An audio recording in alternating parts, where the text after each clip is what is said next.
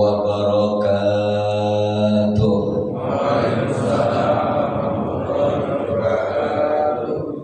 Alhamdulillah, alhamdulillahilladzi anzala ala 'abdihil kitaba wa lam yaj'al lahu 'iwaja.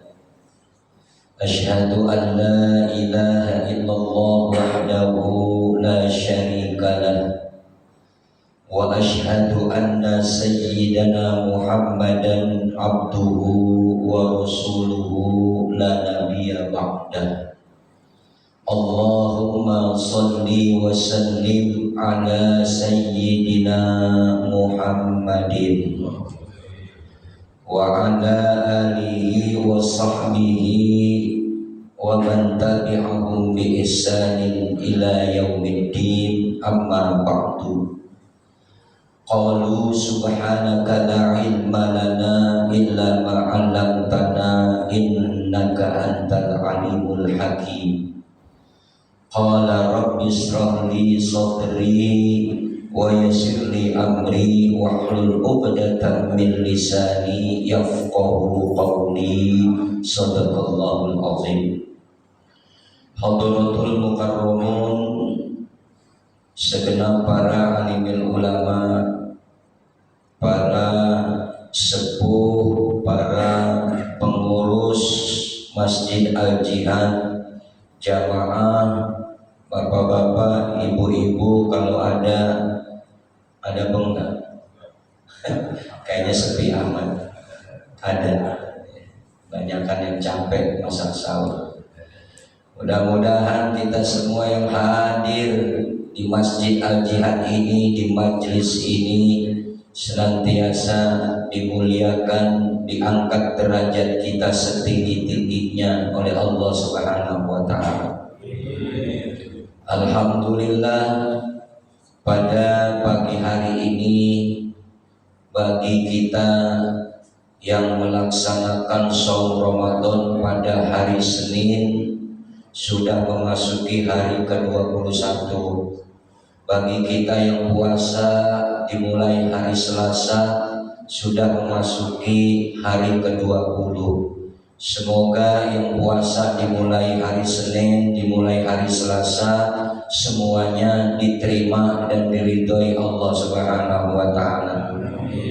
Tinggal nunggu lebarannya besok bareng apa enggak. Mudah-mudahan bareng biar seru, ya, biar rame, biar enak. Amin ya rabbal alamin.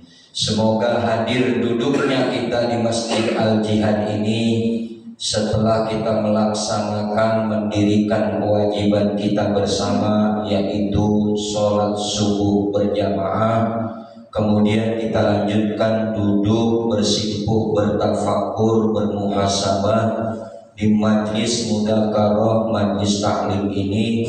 Semoga duduknya kita di majlis ini, di Masjid Al-Jihad ini, dijadikan diri kita orang-orang yang disayang dan dicintai Allah Subhanahu wa Ta'ala. Sholawat ma'assalam terlimpah curahkan kepada Habibana yang mulia, kekasih junjungan kita tercinta Nabi besar Muhammad. Yang baca sholawat berarti masih sadar, belum ngantuk.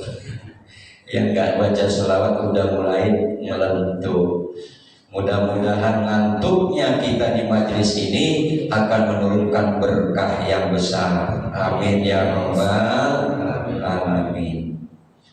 Bapak, Ibu, hadirin jamaah rahimakumullah.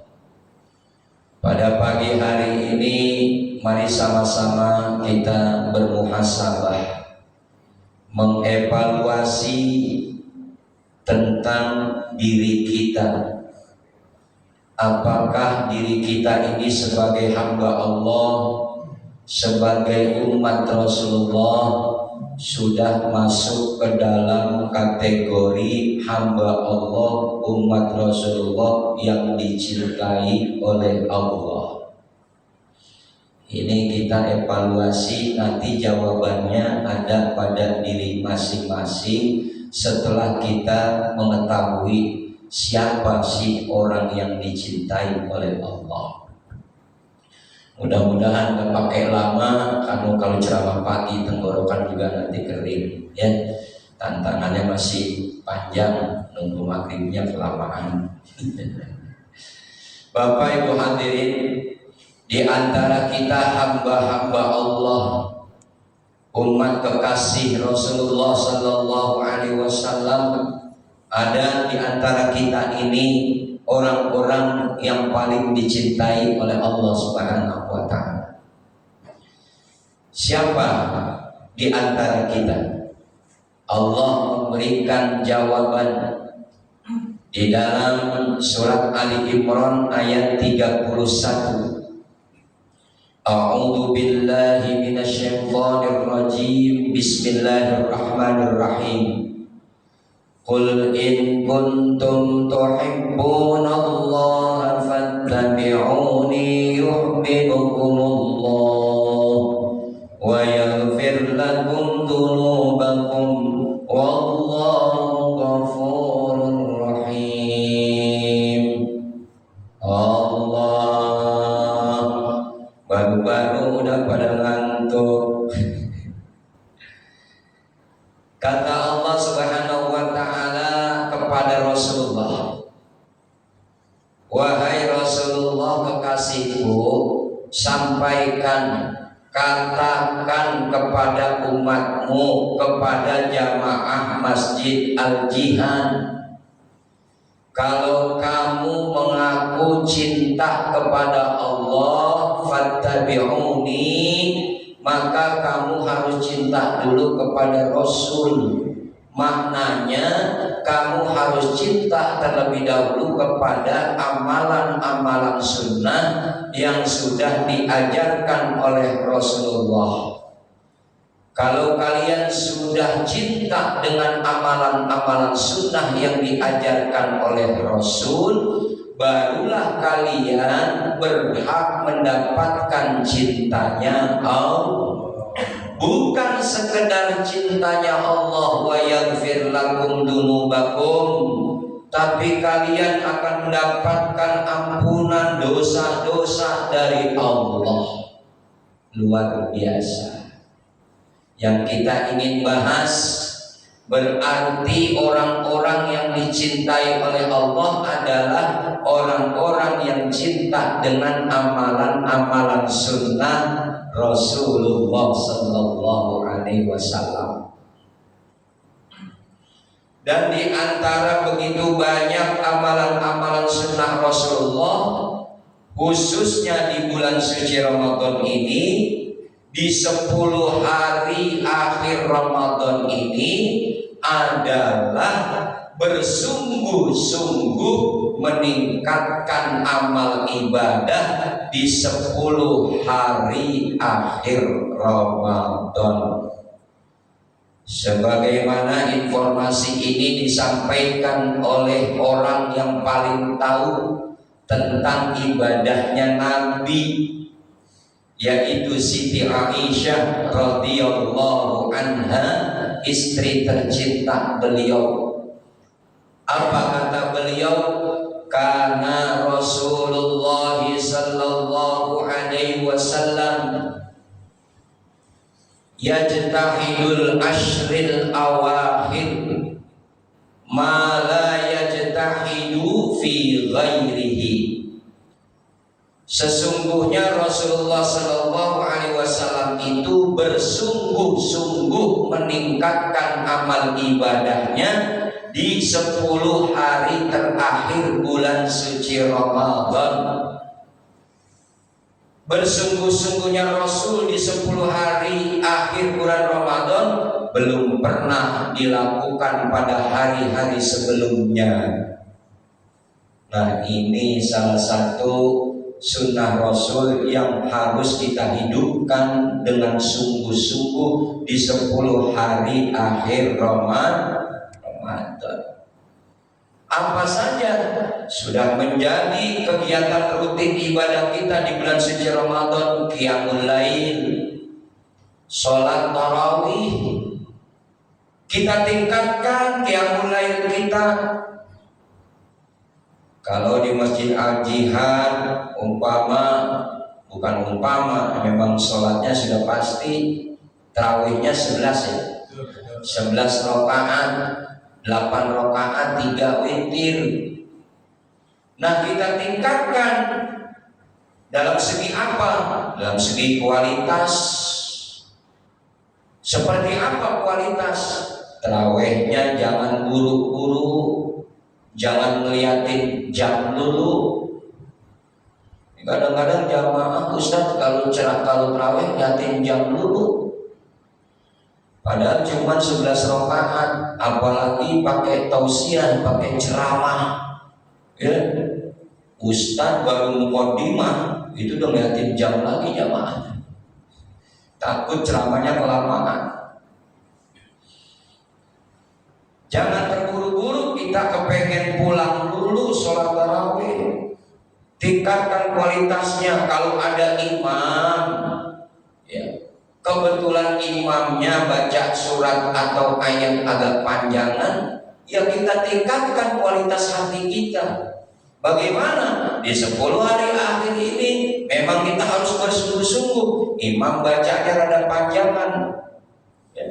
Tingkatkan kualitas hati kita, jangan ngedumel. Ya Pak ya. Kalau memang kebetulan ada imam yang bacaannya panjang, memang nasib kita udah. Ya. Berarti itu imam belum tahu situasi jamaah di sini.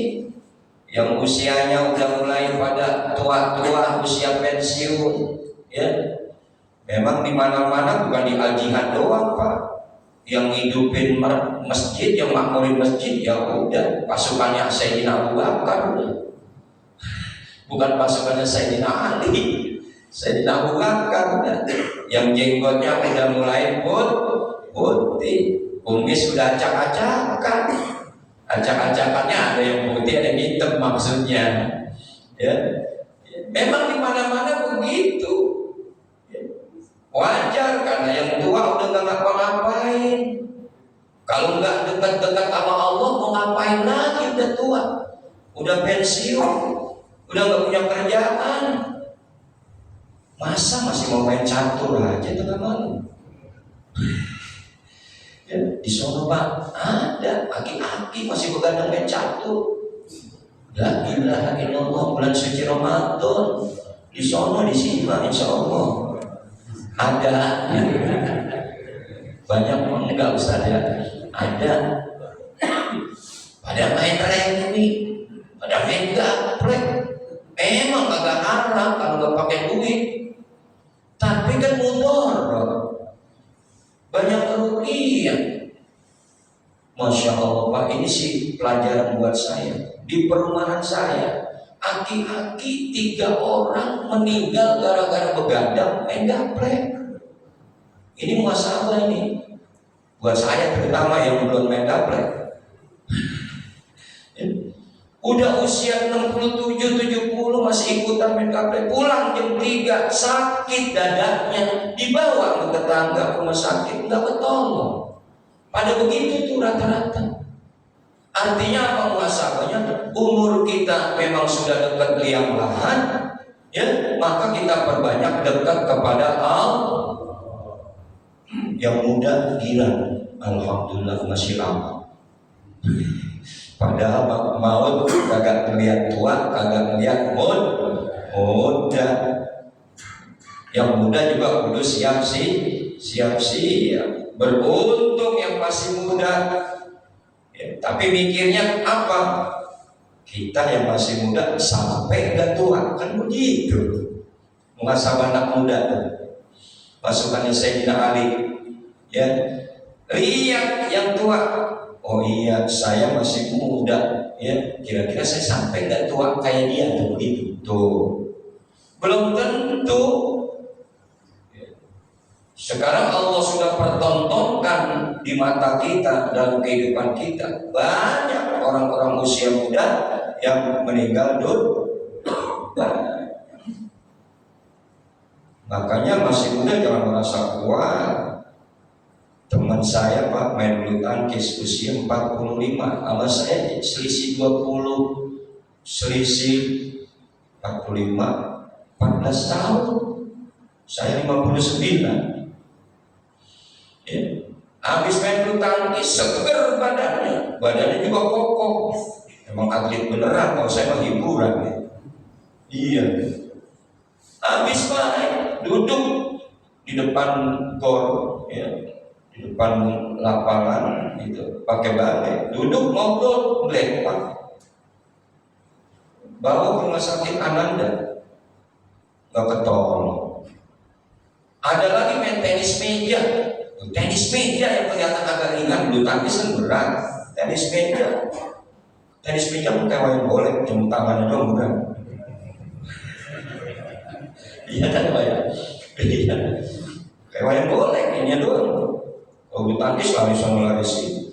Main tenis meja, habis selesai, terus dia ngobrol, belum duduk, ngobrol lagi bandingin bed, ya, bed dia sama temannya, lagi bandingin bed, jatuh, meninggal di tempat.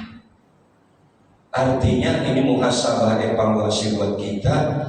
Yang namanya kematian, mau tua mau muda, kalau kontraknya udah habis ya mati. Yang rugi siapa?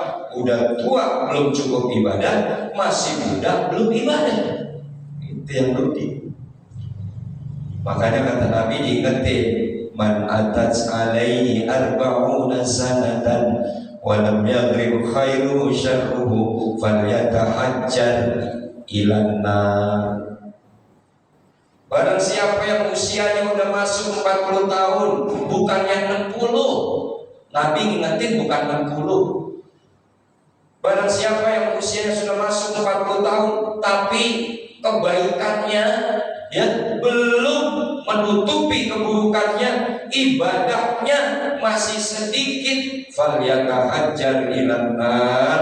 Kata Nabi, lemparin aja udah ke dalam api neraka. Tuh. Ini muhasabah tentang umur. Muda jangan berleha-leha, tua jangan bertingkah. Banyak isi hidup kita dengan dekat kepada Allah. Karena kita umat Islam, kita umat Rasulullah, punya sistem hidup yang sudah diatur oleh Allah. Nggak boleh sembarangan. Nggak boleh hidup ini mengikuti hawa nafsu kita sendiri. Ikutin aturan Allah, pasti selamat. Selamat di mana? Selamat di dunia. Selamat di mana? Selamat di alam kubur. Selamat di mana? Selamat di akhir.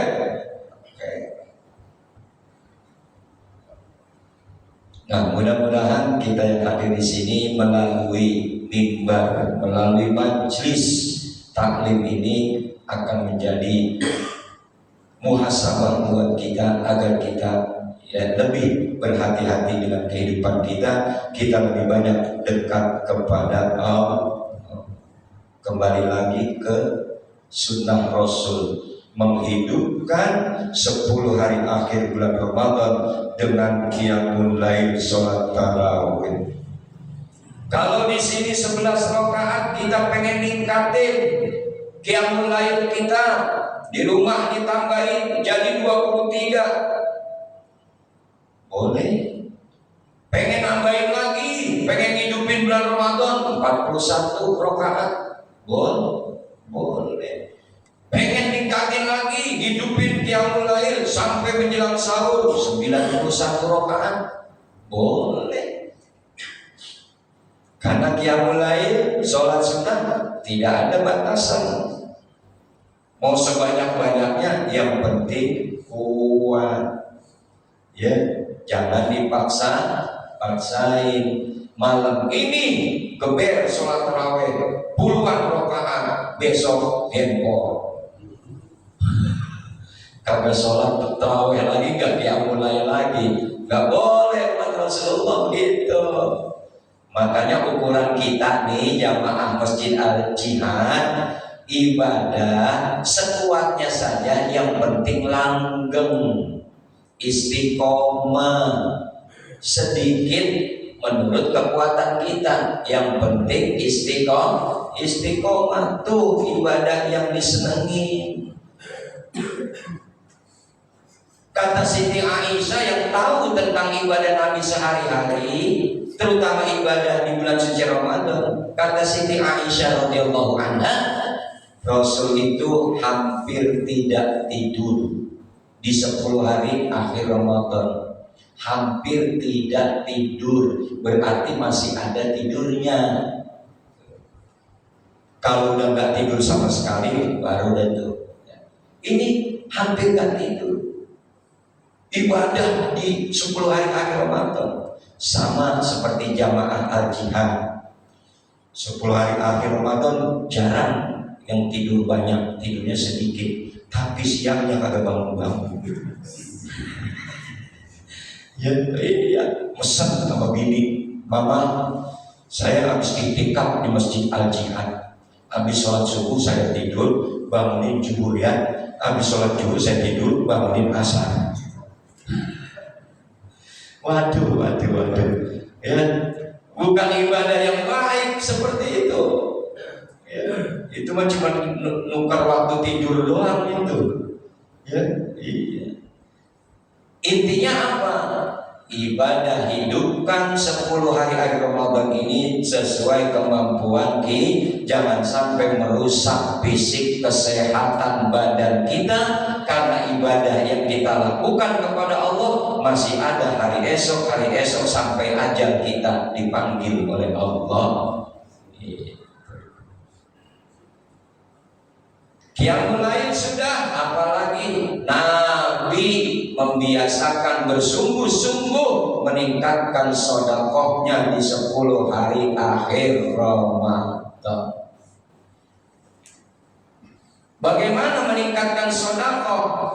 Kalau yang punya harta banyak, jangan berhenti sedekah di akhir Ramadan selama rezeki masih ada. Apalagi sudah menjadi tradisi, terutama di negeri kita ini, ada hadiah lebaran bagi orang yang masih bekerja.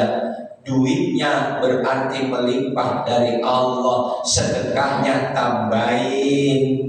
Beda seperti kemarin di awal-awal Ramadan, gajian belum, THR belum, goceng 2.000 ngisi kotak amal di al-jihad, boleh.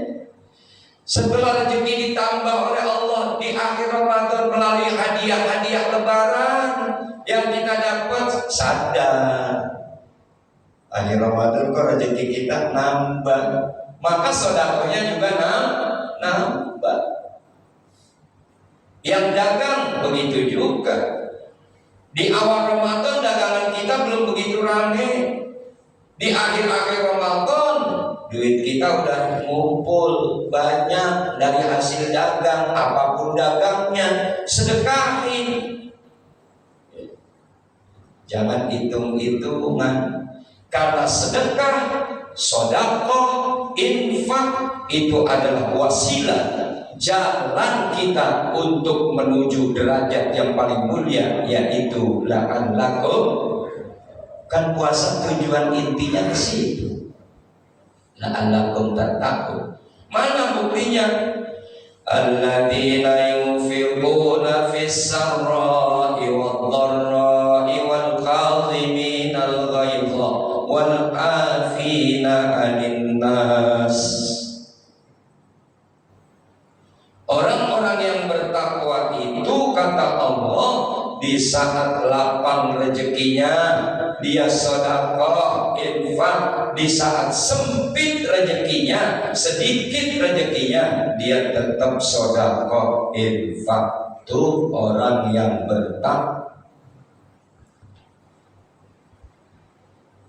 Bahkan gak punya duit atau duitnya pas-pasan, cuman cukup untuk sehari-hari keluarga, masih bisa sedekah.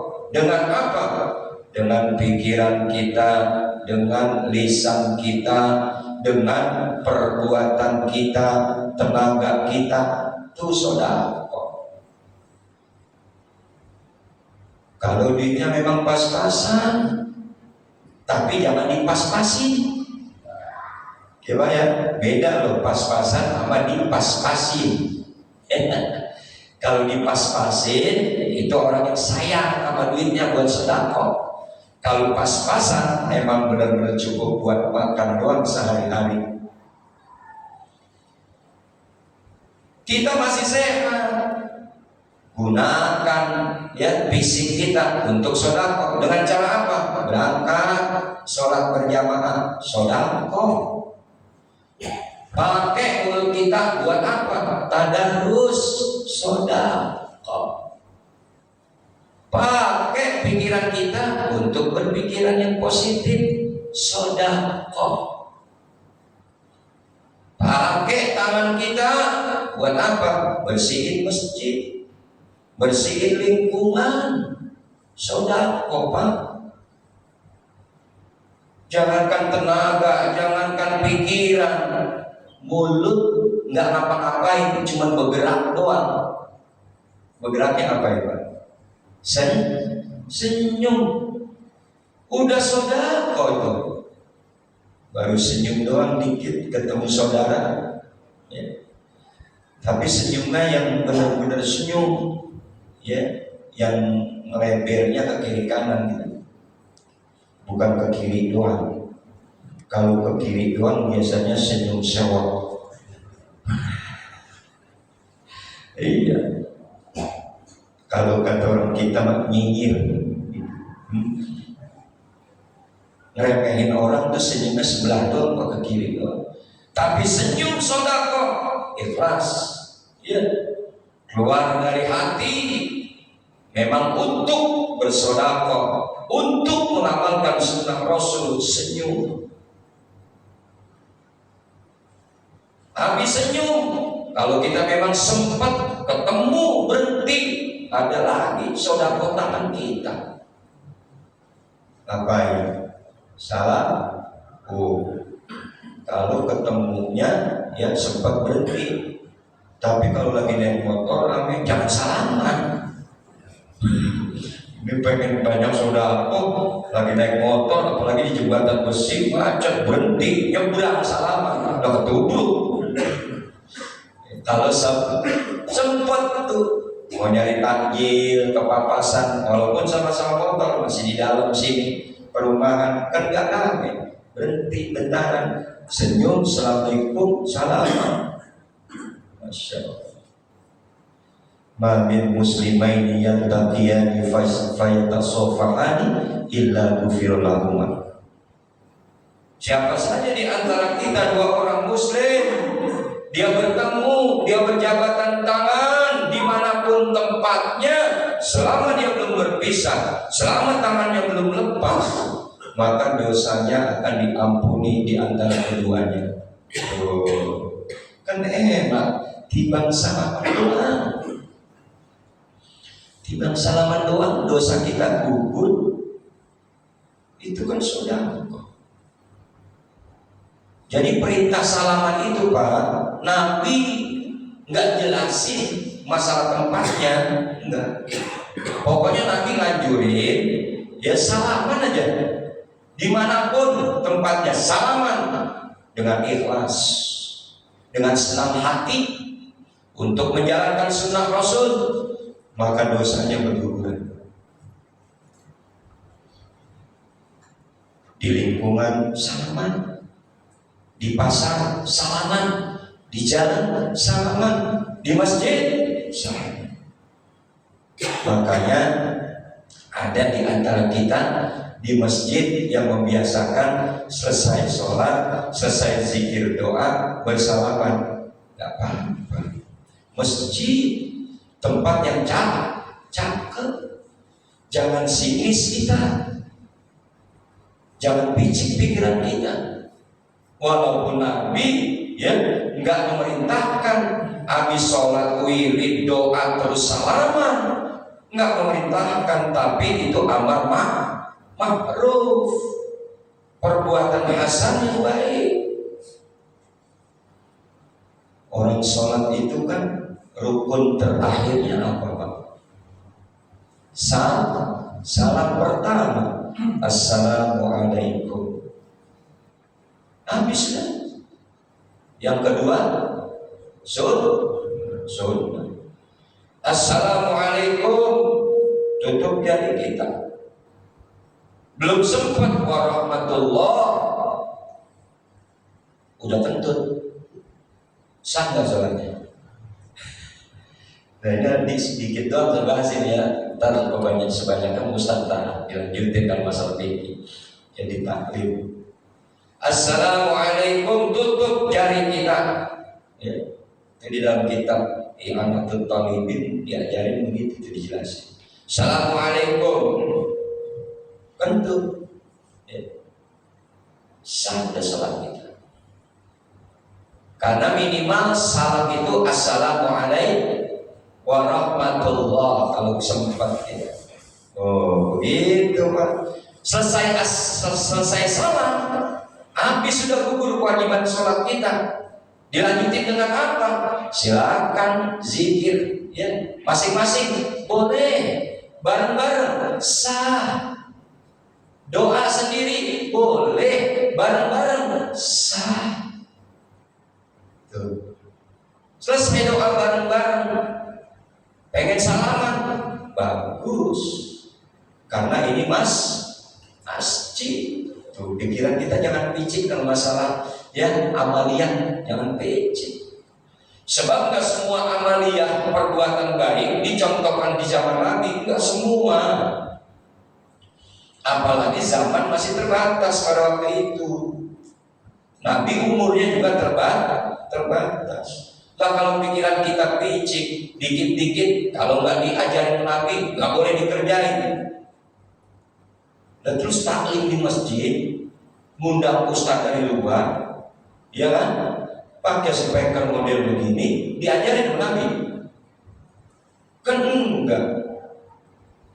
Ibu-ibu taklim di masjid, ibu-ibu taklim keliling, diajarin disuruh Nabi. Apalagi ibu-ibu disuruh jaga auratnya, ya enggak. Tapi karena itu adalah amal kebaikan, amal saleh, selama bisa menjaga aurat, maka boleh jadi manfaat. Begitu juga salaman di masjid habis sholat, orang udah selesai kok. Kalau kita mau bandingin, ini sedikit aja wawasan supaya kita nggak ribut, nggak bingung tentang salaman. Ini satu ketika saya punya teman, ya, dia pernah juga menjabat BKM, tapi dia seorang polisi, ya, dia seorang kanit bagian narkoba, rajin sholatnya. Dulu, ya, dia tuh sering ngobrol sama saya di masjid habis sholat, dan dia ikut salaman, ya, ikut salaman. Terus beberapa tahun berubah, sholatnya tetap berjamaahnya, cuman salamannya udah enggak. Ya, dia orang salaman, dia duduk di pojokan, nggak tahu wirid, doa, apa mikirin apa nggak tahu dah, kan duduk. Udah. Kita selesai sholat sunnah di salaman, kebiasaannya pada ngobrol di teras gitu. Terus ngopi, yang merokok yang enggak di teras masjid. Dia keluar, yang teman saya nih yang dulu salaman sekarang enggak, ya keluar. Saya duduk di ngopi, dia salaman tuh di luar di teras masjid, disalamin satu-satu. Saya terakhir di ujung, saya gak mau diajak salaman, diem aja. Ustaz, kenapa sih benci sama saya? Ada bapak, kenapa? Saya ajak salaman, diem aja. Ya, saya tetap gak mau salaman, saya ajak duduk dulu sini. Dan duduk, saya ajak ngobrol. Kenapa saya gak mau salaman sama bapak? Karena bapak sendiri kalau mau salaman habis sholat, kan kemarin salaman bertahun-tahun, kok sekarang udah gak mau lagi, kenapa? Saya bilang gitu. Terus dia jelasin, Pak Ustadz, saya udah baca hadis di YouTube, di Google, di buku, nggak ada Nabi menganjurkan habis sholat itu salaman. Saya bilang, catat, betul, sangat betul Pak. Nah terus Bapak mau tahu kenapa saya nggak mau salaman? Saya juga begitu, saya ngaji sama kiai bertahun-tahun, sama habaib, sama guru-guru, belum saya temuin hadis tentang dianjurkan salaman di teras masjid. Puyeng dah. Hadis salaman di dalam masjid habis sholat kan nggak ada. Sama salaman di teras masjid juga nggak ada. Saya bukannya menyalahkan, bukan, artinya untuk membuka wawasan kita. Wah Pak Ustadz ngancem, bukan ngancem Pak, kita membuka wawasan aja supaya nggak takut, supaya nggak egois. Tuh, udah. Besoknya ketemu lagi di mana? Malam Sabtu di lapangan bulu tangkis, dia juga main bulu tangkis sama saya, polisi. Wah, saya datang duluan, dia belakangan. Salaman lagi, saya kagak mau lagi. Dia masih ingat rupanya. Wow, Ustaz bener-bener dah. Biarin biar Bapak lebih paham lagi sebagai itu. Udah akhirnya selesai saya ngobrol. Ini Pak, tentang salaman itu, ya Nabi menjelaskan keistimewaan, keuntungan orang salaman. Ya siapa saja orang muslim dia ketemu salaman selama belum berpisah dosanya berguguran. Jadi itu perintah bersalaman dan keuntungan bersalaman. Dalam hadisnya tidak dijelaskan oleh Nabi tempatnya. Artinya bersalaman itu di mana aja apalagi di dalam masjid. Yang penting tidak merusak rukun-rukun sholat. Masa di dalam masjid nggak mau bersalaman, di pasar salaman, mulia mana pasar sama masjid? Kan begitu logikanya. Masa kalah sama orang tukang ngadu ayam? Pernah lihat orang ngadu ayam Pak? Orang ngadu ayam kan taruhan tuh 500.000. Nggak mau, 200.000, nggak mau, 100.000, oke, deal. Betul nggak? Apakah salaman yang begitu menggugurkan dosa? Enggak. Masya Allah, ini kita lagi buka wawasan tentang salaman. Tuh, makanya ayo sedekah dengan fisik kita, termasuk dengan salaman. Jangan dibilang enggak manfaat salaman itu. Sedekah yang ringan dosa kita berguguran. Begitu. Jangan salaman habis kontrak politik, jangan. Walaupun udah lewat saya ingetin lagi nih. Kontrak politik, kalau rakyat, kalau warga sini mau mendukung memilih saya, besok saya coba deal. Betul gak Pak? Saya paling ogah yang begitu-gituan. Teman kiai nyalek, teman ustaz nyalek, datang ke rumah, telepon, ustaz ada di rumah, ada, mau ngapain? Silaturahim, saya tahu dia caleg, langsung saya tembak, kiai, kalau antum mau datang ke rumah aneh ngasih ilmu, anak bukain 1000 bit itu dengan kopi 1000 gelas. Tapi kalau antum datang mau minta tolong nyari suara, aneh angkat tangan, kiai, anda gak dipercaya sama orang buat nyari suara, anda tolak, guru langsung anda tolak. Kalau urusan yang begitu-gituan, ya ilallah, ya Pak ya, pengalaman buat kita. Kalau lingkungan pengen cakep, ngapain sih harus di masa-masa politik? Yang berkah yang enak Pak, kalau kita punya rezeki, lingkungan mau rapi, patungan. Kalau ada APBD, tungguin, sabar, betul nggak? Kalau ada APBD, sabar, namanya APBD, giliran. APBD aja kan juga pasang spanduk itu kalau dicap dari siapa? Dari anggota dewan ini, betul nggak? Artinya apa? Sedekah ayo buat apa? Buat lingkungan, buat masjid. Jangan tekan kontrak dengan urusan dunia, bahaya, bisa jadi orang munafik kita. Bisa jadi orang munafik, mengecewakan orang. Duitnya diambil, duitnya dipakai, miliknya orang lain. Goblok banget orang. Munafik enggak? Dosa enggak? Ustaz, saya nggak diomongin, dikasih duit suruh nyoblos dia nggak diomongin. Belum. Kalau cari udah ngasih duit, jadi dia minta didukung, betul nggak? Jangan pura-pura bego, kayak teror beneran kan. Saya selalu paling gawe yang zaman saya mau warga sama tetangga tuh saya bilangin, bini saya diajak beli sembako murah, kagak boleh. Ustaz ini masih ada beli sembako, nggak usah ikut-ikutan promo politik, betul kan? Kesian orang. Itu kan caleg saudara kita juga Pak, jangan dipermainkan mereka. Kesian. Kalau emang kita nggak mendukung dia, tolak pemberiannya. Maaf Pak, saya takut mengecewakan Bapak. Kan enak begitu, betul nggak? Ada bahasanya. Maaf, saya nggak mau mengecewakan Bapak. Khawatir saya hilang. Saya nggak milih Bapak. Tuh enak. Nah, ayo. Jadi orang yang bertakwa itu wasilahnya adalah sedekah. Dengan cara apa saja? Harta nggak punya, harta cukup pas-pasan, dengan pikiran yang positif, dengan lisan ngaji, tuh pakai lisan kita buat tadarus. Tadarus juga salah satu amalan ya sunnah Rasulullah yang ditingkatkan di akhir Ramadan.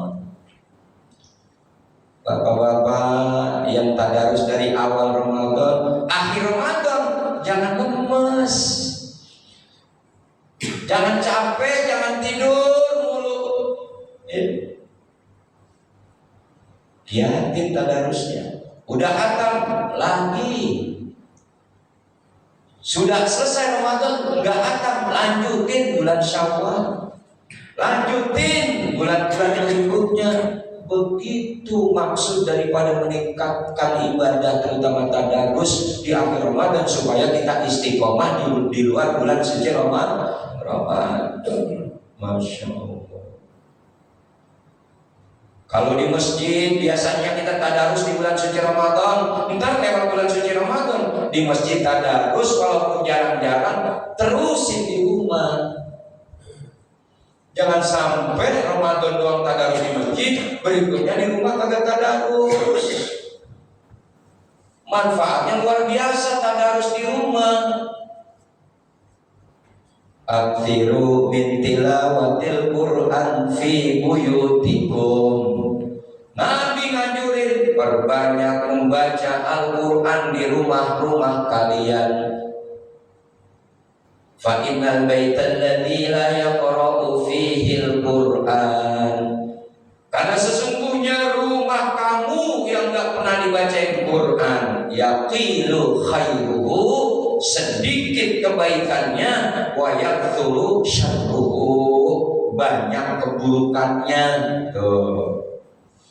Rumah yang enggak pernah ditadarusin, dibacain Quran, kata Nabi, kebaikannya dikit, keburukannya banyak. Makanya suami istri uring-uringan, anak kita pada bader-bader susah diatur.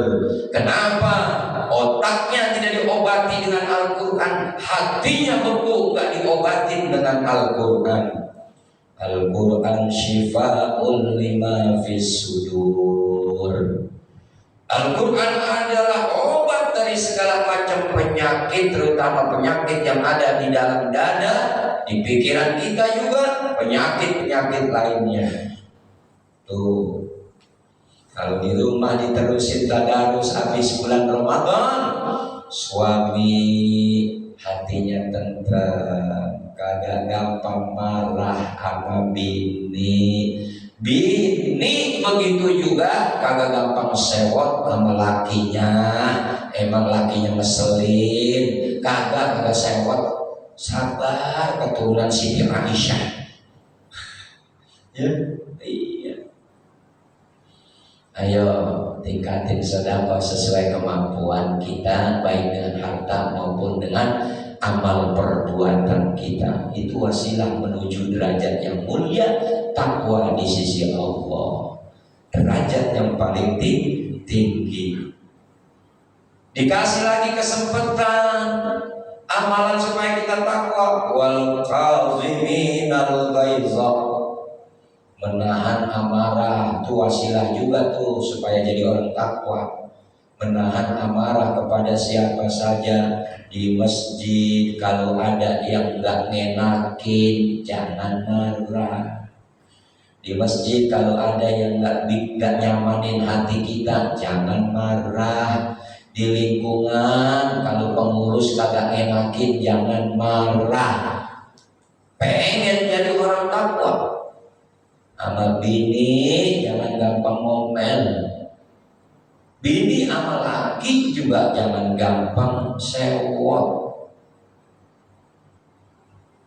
Zaman sekarang Pak, bini kita juga orang cerdas, pengalaman dari pergaulan, betul nggak? Kalau lakinya salah-salah dikit suka dibalikin. Makanya disuruh tahan amanah. Ini ada cerita setengah menit nih saya ceritain.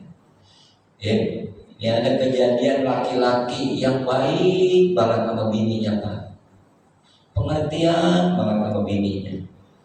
Satu ketika dia pengen ngopi, melihat bininya lagi selonjoran, lagi rebahan, habis nyuci, habis masak, habis nyetrika, capek. Dia pengen ngopi, kagak bangunin bininya. Dia masuk ke dapur sendiri, kan udah siang. Tuh, laki yang baik bininya tuh, pengertian. Dia ambil gelas, taruh, ambil di toples kecil, udah ada tulisannya. Kopi ada tulisannya, ambil. Gula ada tulisannya, gula, ambil.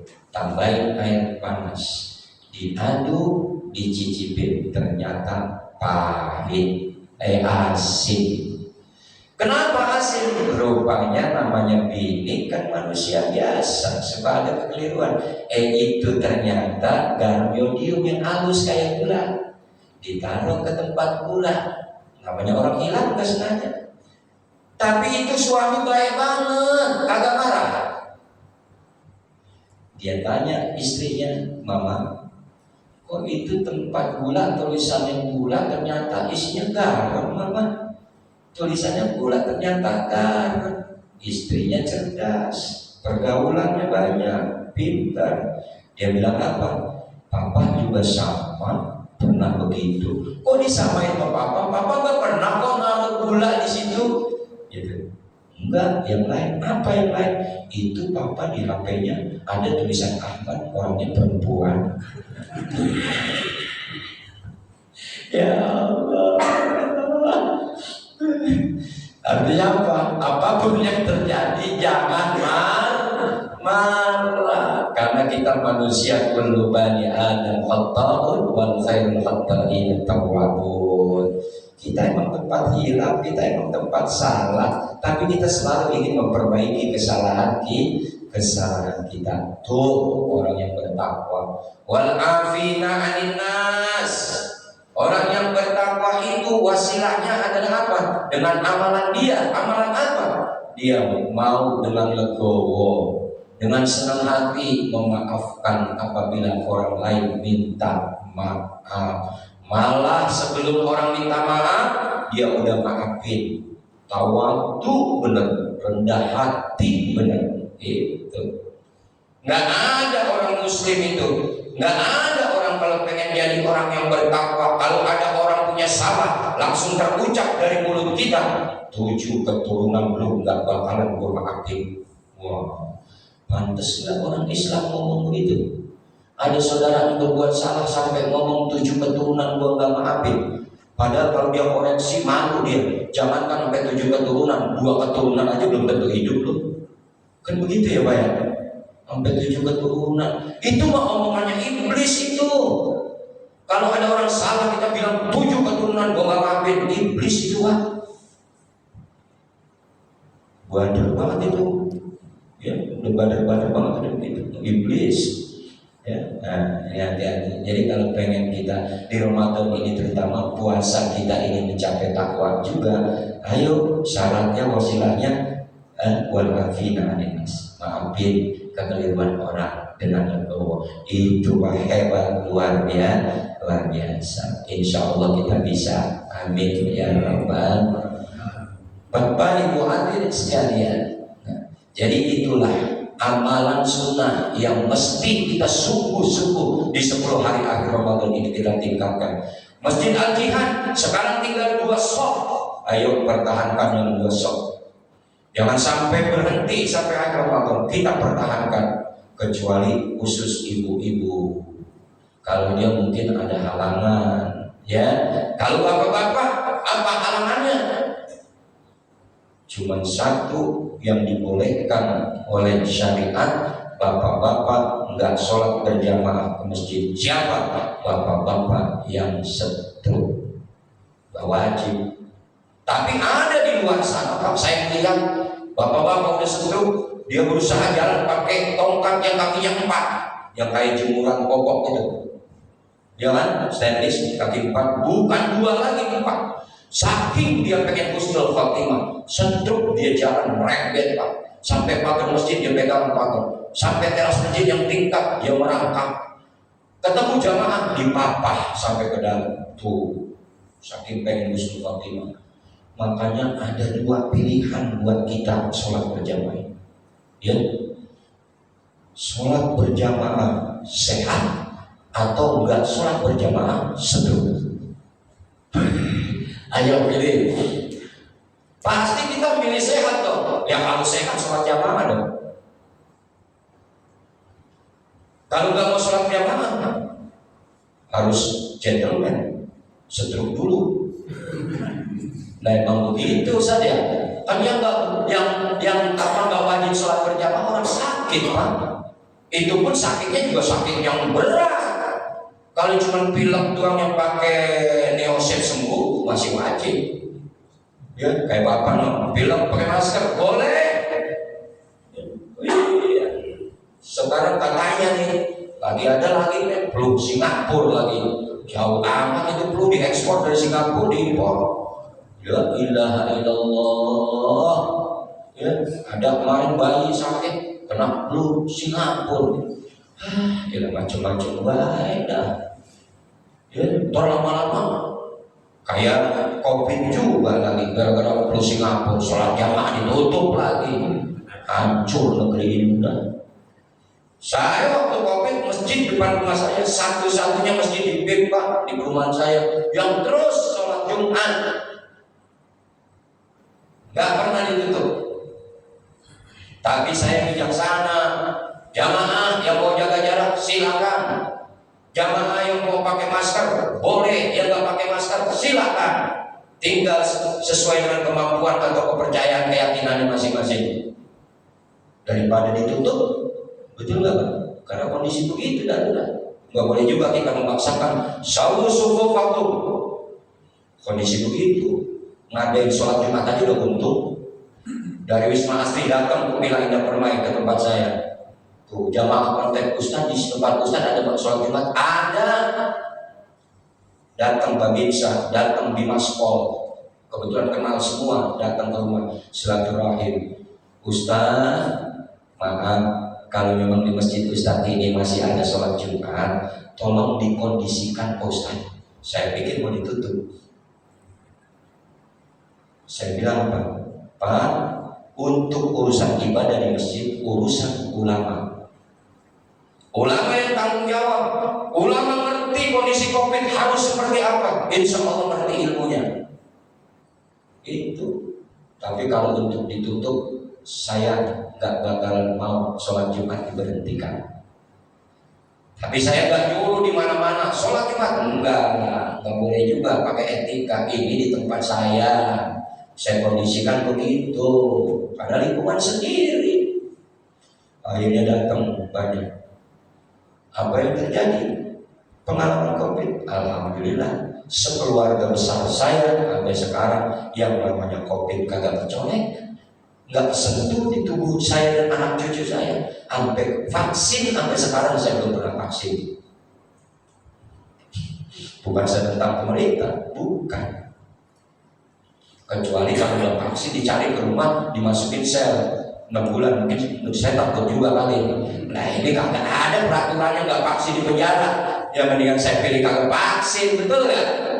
Apalagi tontonannya udah banyak contohnya. Habis vaksin besok pada gempor saya. Yang udah vaksin 3 kali, COVID-nya 3 kali juga. Nah ini bagaimana?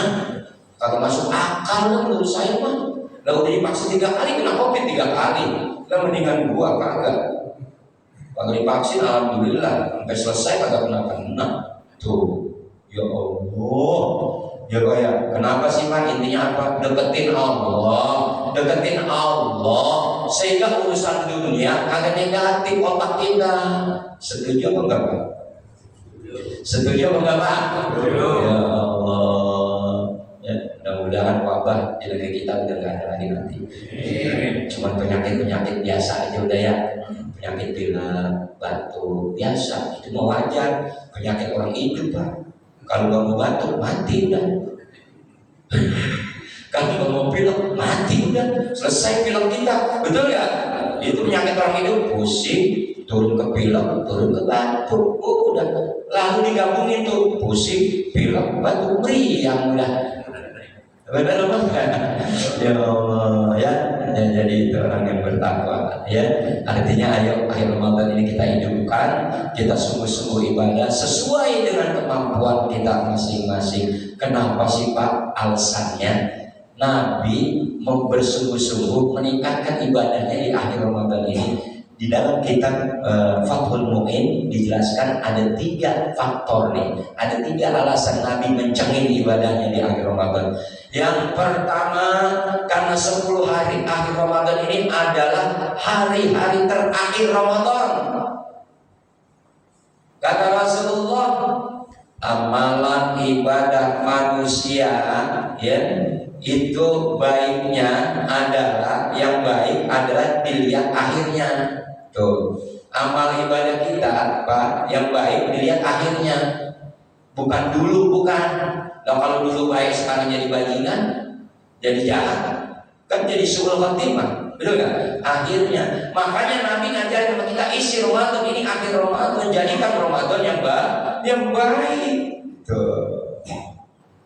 Yang kedua, Nabi ngajarin sama kita, kenapa sungguh-sungguh kencengin tingkat ibadah di akhir Ramadan?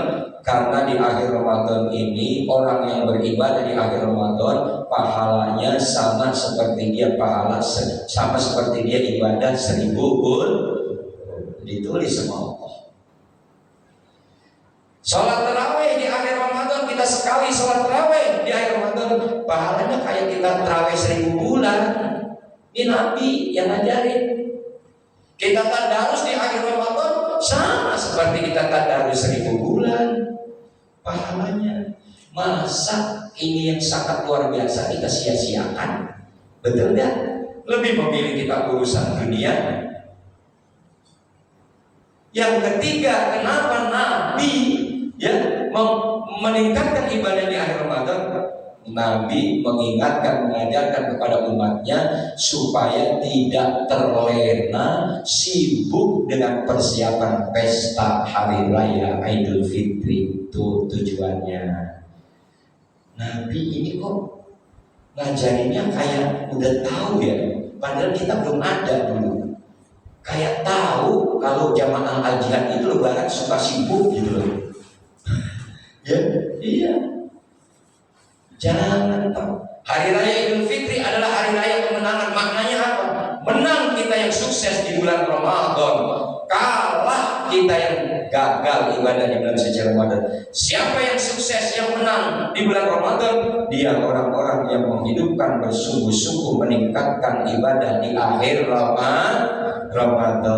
Mudah-mudahan dengan sisa waktu 10 hari lagi atau 9 hari lagi Ramadan kita ini, ayo kita bersungguh-sungguh jaga, siapkan fisik kita, stamina kita, agar kita bisa beribadah sampai akhir Ramadan dan dipanjangkan umur kita pada hari, minggu, bulan dan tahun-tahun berikutnya. Insya amin ya rabbal alamin. Saya saking pengen ngikutin apa yang diajarin Nabi, sampai saya siapin fisik saya bagaimana caranya supaya saya tetap istiqomah, mondar mandir ceramah kemana-mana di bulan suci Ramadan, ya, supaya nggak gugur jadi pertengahan jalan perjuangan saya.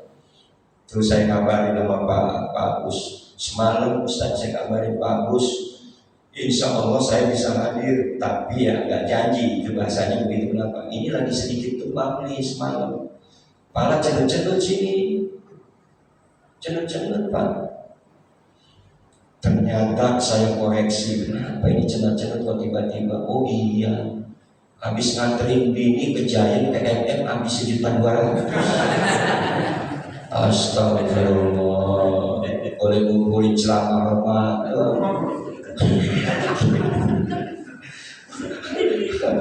Tahu itu nggak, udahlah saya minumin Panadol, alhamdulillah tadi sahur enak, udah makan. Besok ada janjian sama ketua DKM di sana di Villa Indah Permai. Mau ngapain? Dia manggil mantri atau asisten dokter, saya mau disuntik vitamin besok, itu mau dibayarin ke DKM. Alhamdulillah nggak apa-apa, kan lumayan suntik vitamin ya Pak ya.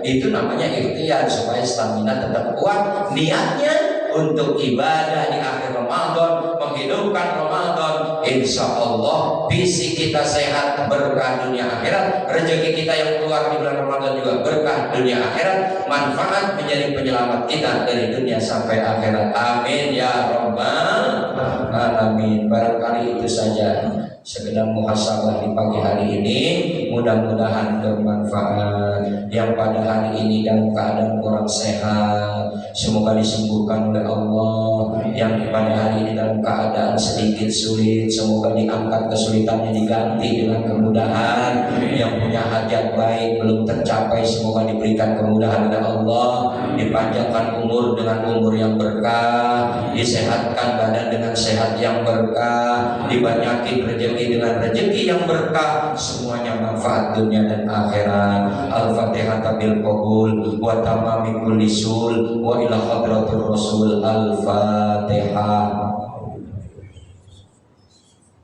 Alhamdulillahi rabbil alamin arrahmanir rahim maliki yaumiddin iyyaka na'budu wa iyyaka nasta'in ihdinas siratal mustaqim siratal ladzina an'amta 'alaihim ghairil maghdubi 'alaihim waladdallin amin. Bismillahirrahmanirrahim. Alhamdulillahi rabbil alamin. Allahumma shalli wa sallim ala sayyidina Muhammadin sayyidil awwalin wal akhirin. Allahumma aghnina bil ilmi wa zayyina bil hilmi wa akrimna bil taqwa wa jammilna bil afiyah. Allahumma arinal haqqa haqqan warzuqna ittiba'ah wa arinal batila batila warzuqna ijtinabah. Wa sallallahu ala sayyidina khairil khalqihi Muhammadin wa ala alihi wa sahbihi ajma'in walhamdulillahi rabbil alamin.